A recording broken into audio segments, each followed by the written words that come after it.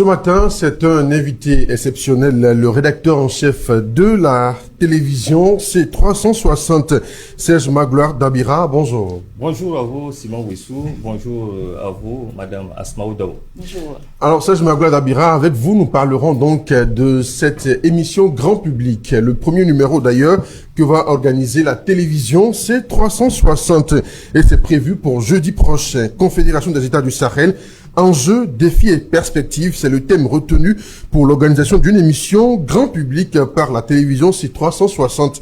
Et je le dis le jeudi prochain au Sénasa. C'est une nouvelle émission. Pourquoi le choix de l'AES pour le premier numéro? Alors, merci Simon Wissou. C'est une question très pertinente. Vous savez déjà que notre chaîne de télévision est une chaîne de télévision panafricaine et tout ce qui touche à l'avenir de l'Afrique nous intéresse particulièrement. Et aujourd'hui, parler de la Confédération des États du Sahel, c'est une question centrale qui intéresse tout le monde entier. Et nous, en tant que médias panafricains, c'est de bon ton que nous jetons un regard critique sur la question de la Confédération pour permettre aux populations de comprendre les enjeux, les grands enjeux du moment. Voilà pourquoi vous allez certainement me poser la question, le choix de notre invité. Eh bien, je le dis dès l'entame, il s'agit du président de la Commission nationale de la Confédération des États du Sahel, Bassolma Bazé, qui viendra en tant que président de la Commission nationale exposer sur les enjeux du moment, les défis, mais également les perspectives. Ça, c'est un premier élément en tant que télévision panafricaine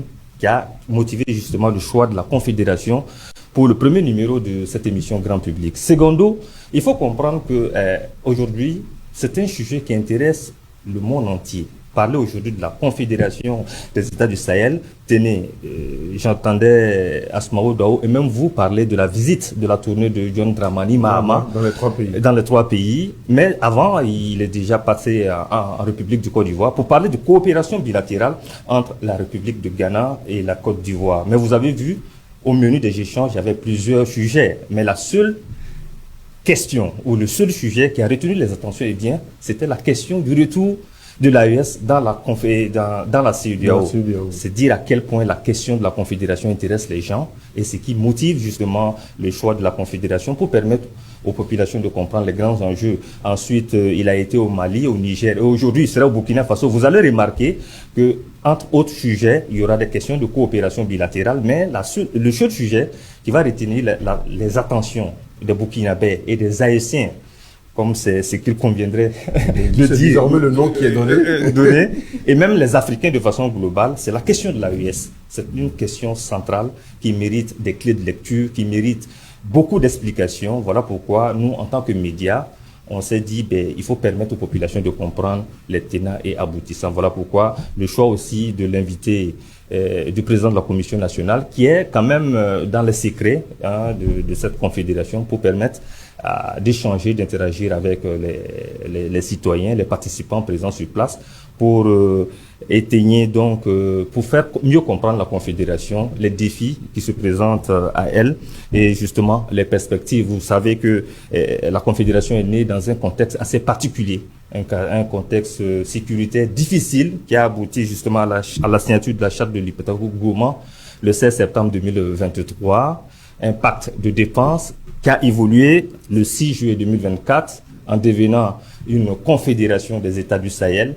Les contextes, ça sera l'occasion pour notre invité de bien situer le contexte, les grands enjeux du moment, les défis et les perspectives.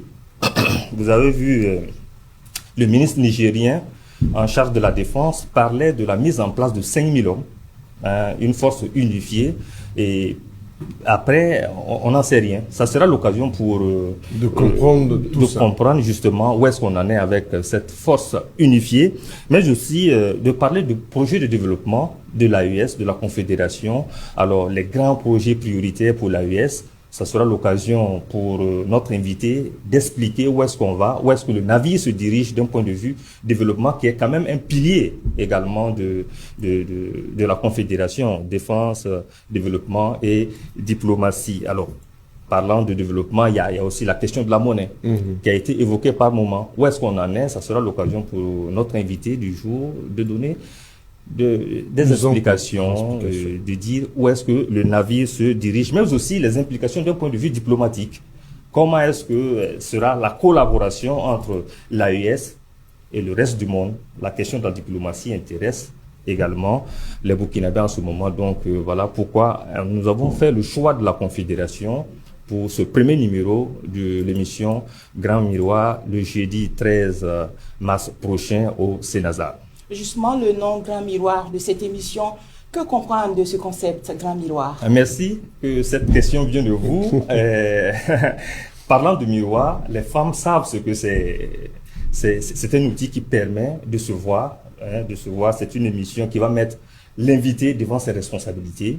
C'est de mettre devant ses responsabilités pour qu'il puisse répondre aux questions sans langue de bois, parce que les questions seront sans filtre, c'est sans complaisance, et ça sera à lui de se défendre s'il est sur le bon chemin ou s'il n'est pas sur le bon chemin. Ça sera aux participants d'apprécier après plus tard. Donc l'idée, le concept de Grand Miroir, c'est simplement cela, mettre les invités devant leurs responsabilités. Alors, pourquoi une émission grand public, surtout dans une grande salle? Très bien, il faut le dire, ça montre un peu l'ambition de la télé. Nous sommes une petite chaîne de télé qui vient de naître à peine 1 an, avec des idées grandes. On s'est dit que notre studio ne peut pas contenir beaucoup de participants. Voilà pourquoi le choix du Sénazar. Mais l'idée aussi derrière l'ambition de faire une émission grand public, c'est de permettre aux populations d'interagir avec nos invités. Où la plupart des cas, on est sur le plateau, on a des panélistes qui opinent, mais qui n'ont pas le monopole de la vérité. Ça sera l'occasion également de mettre à contribution les participants qui seront sur place, de poser des questions sans filtre et sans langue de bois à notre invité du jour qui justement. Comment va se passer concrètement l'émission? Comment elle va se dérouler? Alors, vous voulez parler des grandes articulations? Absolument. Alors, il faut déjà dire que la toute première rubrique, c'est le portrait. C'est vrai que notre invité est bien connu par les Burkinabés, mais nous sommes sur Internet aujourd'hui. Le Mali nous suit, le monde entier nous suit, le Niger. Donc, il sera question pour nous déjà de faire un portrait de l'invité pour permettre à tous ceux qui nous suivent de mieux connaître qui est notre invité du jour. Et secondo, ça sera un entretien avec l'invité sur les grands défis du moment, j'allais dire sur la thématique du jour, Confédération de l'AES, enjeux, défis et perspectives. Et pour terminer, nous allons ouvrir un dernier chapitre qui sera la question du public, comme je le disais tantôt, pour permettre aux participants d'interagir directement avec l'invité. Et cette rubrique s'appelle Sans filtre, c'est-à-dire que les invités poseront directement leurs questions, sans traitement aucune, face à face à l'invité du jour. Alors, nous sommes à 72 ans de l'activité. Où en sommes-nous avec les préparatifs? Alors, les préparatifs vont bon train. Tout de suite, avant de passer sur votre plateau, j'étais en communication avec le comité d'organisation qui m'a rassuré, une fois de plus, que tout se passe très bien. Au niveau de la télé, on a déjà fait un teaser qui a fait quand même le tour de la toile. Les organisations qu'on a pu contacter pour la participation ont déjà donné leur avis favorable. Les universitaires qu'on a pu toucher, parce que aujourd'hui parler de la confédération, c'est une question qui intéresse également l'élite intellectuelle, donc les universitaires, qui ont quand même donné aussi également leur accord de principe pour la participation à cette émission grand public. Alors, nous sommes rassurés. Les choses vont bon train, les petits plats sont dans les grands, et nous espérons que le jeudi 13 mars prochain sera donc un grand rendez-vous pour l'ensemble de nos téléspectateurs, mais les Burkinabés de façon générale et les Haïtiens qui souhaiteraient bien comprendre qu'est-ce que c'est que la Confédération, où est-ce que on se dirige avec cette Confédération. Alors, qu'est-ce qui est attendu à terme, les résultats attendus? Merci. Les résultats, j'allais dire, c'est de permettre aux participants de comprendre la thématique du jour qui porte sur la Confédération des États du Sahel. Certains ont prédit la mort de cette confédération, d'aucuns ont parlé de 3 mois, et le navire tangue, mais le navire est toujours à flot.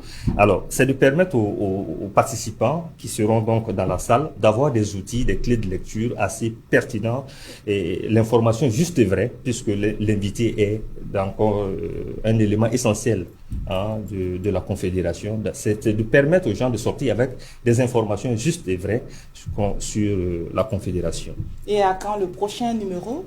Alors, déjà jeudi, le début. Oui. Le jeudi, ça sera le premier numéro, mais il faut dire que c'est une émission mensuelle.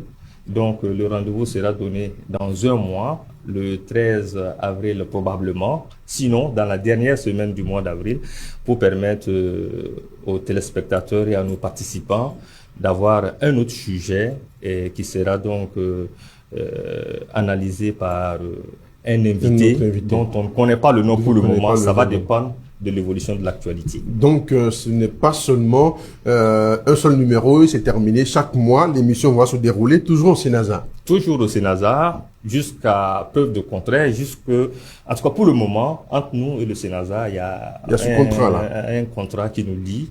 Donc, nous ferons l'effort de respecter notre part contractuelle en restant toujours dans le cadre du Sénasa. Un appel particulier? Un appel particulier, c'est d'appeler vivement à ceux-là qui nous suivent sur Internet, ceux-là qui nous suivent maintenant, que le sujet est un sujet de fond qui concerne l'avenir des 3 pays de l'AES, mais pas que, parce qu'aujourd'hui, il y a des pays qui entendent se rallier à la cause. Le sujet est d'intérêt, donc moi j'appelle vivement, surtout au public estudiantin, les étudiants ont besoin de clés de lecture, mais des populations de façon générale, à sortir massivement ce 13 mai pour avoir l'information juste et vraie concernant la Confédération. Confédération des États du Sahel, enjeux, défis et perspectives. C'est le thème donc du premier numéro de l'émission Grand Public sur la télévision C360 et l'émission aura lieu au Sénasa. C'est le 13 mars prochain.